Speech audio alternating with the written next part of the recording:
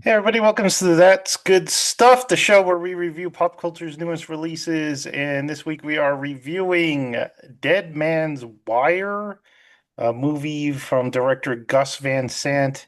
It stars Bill Skarsgård and Carrie Yule's in this movie. And Always, yeah. huh? Always, yeah. Yeah, and Al Pacino is also very old. Al Pacino is in this movie.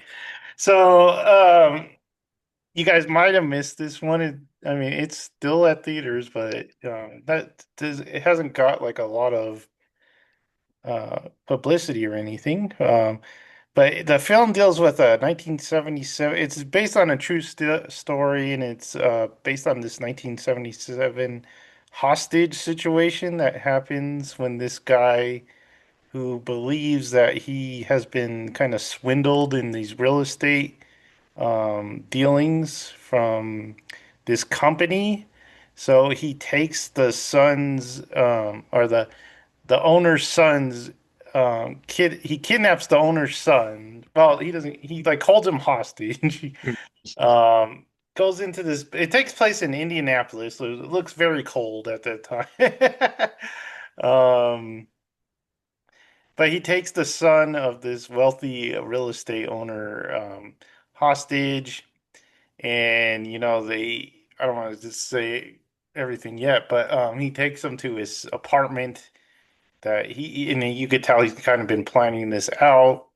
And so the movie deals with the standoff because it takes a couple days, I guess he has it. Do you remember the exact days? I don't. Like two or three? Yeah, 2 or 3 days, and they're trying to get in there. They can't get in there because he's got the place wired to blow up. Um, So they don't want to enter the place. They're also trying to save the guy. And this guy has some demands. They're not like the usual demands, like he wants a lot of money in a plane or something. He wants, you know, he wants he wants his real estate, right? Hmm. And then he wants an apology from the owner. And Al Pacino plays the owner, and he's a very like he doesn't have a heart. His son's in danger, and at one point the son he's like, "Dude, just say you're sorry to this guy, and he'll let Hmm. you go." And the guy's like, "Oh, say sorry for what? I didn't do anything wrong." Um, and he's like, "I can't apologize because it'll look weak, and it looks like I do something wrong." So, not a very nice guy. Um, and there's also a reporter there. She's kind of the young reporter looking for her first story. So we've seen that kind of story before, but she takes it on herself to, do this story for the news station, even though they kind of want to send like a veteran out there, but she broke the story, so it's hers. So we get some of her point of view, and she gets to talk like to the guy's brother and stuff like that. Another character is a disc jockey working at the local radio station that this guy, Tony, it's like his favorite radio station. He loves this disc jockey. So he's able to call in and talk to him and kind of calm him down and, act like the cops are doing everything they can to, make this deal go down. So he's kind of a character. Um, as for the movie, what did you think of the movie, Jonah? We'll go to you first. I liked it. It's mostly just the kind of acting performances. It's kind of like a play or something because it doesn't like go like a lot of places. It's mostly just in this apartment, so you get to focus on like everyone's acting, and everyone's acting is really good in this.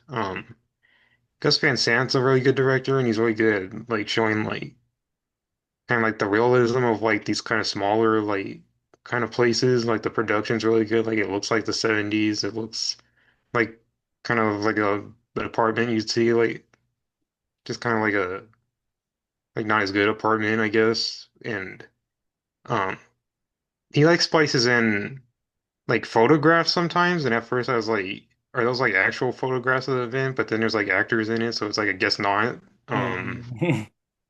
But yeah, we've seen movies like this before, like of just like a really long police standoff, basically. I think this is definitely a good one, and it does get more like everyone feels real. Like they don't feel like movie characters. Like they all kind of just look tired and want to go home. Like all the reporters outside and everything. Yeah. But it does get more intense, like as you lead up to like the big news broadcast that he kind of builds up to wanting and like what's gonna happen there because I didn't know the story going into it, like what happened or whatnot. So I didn't know how this was gonna end. But The ending yeah, is wild. I yeah. was not expecting the ending, and it was just crazy. And I was like, wow, that's good. Hmm. Um, yeah, the standout, I guess, performance is Bill Skarsgård. Hmm. Those Skarsgårds are pretty good actors, and he's really good in this. His character is very eccentric. He's very kind of awkward. Hmm. He likes to talk. He likes to hear himself talk. He's a very engaging character. Um, but yeah, he did a great job. The guy who was hostage did pretty good too. Yeah. Like you said, a lot of people look like they could be like they don't look like actors. Like this guy Hmm. looked like he was just like taken right out of the management office or something like that. Same with like Tony's brother who's in it. He just looks like a guy Yeah. picked up off the street. So yeah, the performance are really good. Bill Skarsgård, I really liked his character, and he really keeps the movie going. Um, any other characters you could think of that you liked? I like the radio, the disc jockey. Yeah, he's Um, funny. he's not in a lot of like the second half, but like the first couple scenes you get of him are really good. Just to get like kind of another perspective because he's just like over in the city and everything, and you kind of get like the what's going on with like the radio because he hears like all like the people like starting to praise him over the radio and stuff like that for what he's doing. Yeah, he kind of gets some people because he says he well, and it's understandable, but he says that like he's fighting for the man and the little people who get like Hmm. swindled when big companies deal with them. So you can imagine that he gets some sympathy. And I think that plays into the end too. So like spoilers. I mean, we put spoiler on the thumbnail, but spoilers. So the movie ends in a courtroom kind of verdict, and they find that the guy is not guilty because they say he's not guilty because he's or not guilty because of insanity. So Hmm. he gets off. Oh, my video went out. Yeah. Um, and so he like gets out of it, and I was not expecting Mm. that at all. It was crazy. I was like, wow, I would not expect someone to get away with taking a hostage. Um, but yeah, he does like have to go to um he has to be evaluated and stuff like that, and because he never like he I think at the end he says like he never admits to being insane. Like when he walks out of the Yeah. courthouse, he's like, "I'm not insane." And then I like the very end where he like him and the guy see each other. And Yeah. they're finally duff. What do they make muffins? Yeah. Yeah, It's like that shop he was talking about, there's this fun. He has the muffins because they have sugar the free. sugar-free ones. Yeah, so that was good. But I do like how they see each other at the end and they don't even say anything. They just like walk away. But yeah, I really enjoyed the ending to this one. And Danny Elfman did the music. I like the music a lot in this. Yeah. It's a very jazzy, because like the radio station he listens to is like a jazz radio station. So it's all this jazz music. It's really good. So yeah. Did you want to say anything else? No, I think I said Yeah. my thoughts on it. Like I said, Al Pacino's in it. He's looking very old. He's a very old man now. But yeah. So yeah, check that out. I think we both would recommend Dead Man's Wire. Mm. So a little bonus review for you, or not review, but a little bonus section I'm gonna do this year. So if you guys happen to be members of the Cinemark, whatever movie club, they give out platinum. You got to get like 25 movies. See 25 movies in a year. They'll give you platinum. You get like 5% off concession, or an extra 5% off, I should say, concession. So I have seen 5 movies this year already. So It's in I am well January. on my, yeah, because usually I am scrambling at the end of Yeah. the year. Jonah can tell you I'm trying to fit in all these movies at the end to get platinum. So this year I have decided to get a jump on it, and already 5 movies in January. So I could take a little break if I wanted, and that break's going to be called February because I don't know too many movies I want to see in February. But yeah, Dead Man's Wire, I gave it an A minus. It's like on the edge of B plus A minus, I would say. I really like it. There's nothing really wrong with it. It's just kind Mm-mm. of just a little story. Yeah. So is what would you have given it? Probably the same. A minus? Yeah. Yeah. Yeah, it's a really good early movie for this year. Mercy I saw last week.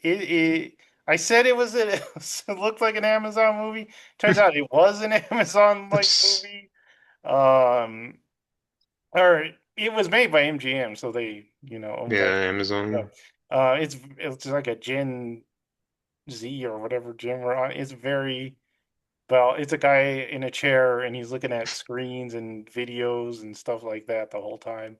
It had an interesting concept. I didn't hate it. A lot of people hate it. I didn't hate it. The story is, it's like very convenient and stuff like that. A lot of it doesn't make sense. Like, you get sentenced to this chair and you have to prove your own innocence. You don't get a lawyer or anything. And you only get 90 minutes to do it. It's like, well, how are people gonna do this? But I guess they did that so it'd be as long as the movie, Mm, which is kind of a fun gimmick. So I give that a C minus. Greenland we saw. I got a C. yeah. It's like right in the middle. Yeah, it's a very average movie. All You Need Is Kill. I thought was really good. The visuals B. Yeah. And then Send Help was the latest movie I saw. I was really enjoying it at first, but the ending kind of really knocked it down for me. I didn't really enjoy the ending. It, it, yeah, it's misery on the beach is what I would call it. And I'm not the biggest like horror comedy fan. I mean, it's not like super horror. It's more like the horror of other people, I would guess you would say. Um, But yeah, I give it a B. I know a lot of people are kind of loving it right now. But it was just, I don't know. I don't know if it's my type of movie, I would say. So there I go. 5 movies for January. See what we can do in February. I know there's like at least one me and Jonah want to see, Yeah. so we'll let you know. So tell us what you think of the January movies. Tell us if you saw Dead Man's Wire and what you thought of it. And like, subscribe, and notify yourself for even more good stuff. And we will see you next time. Bye.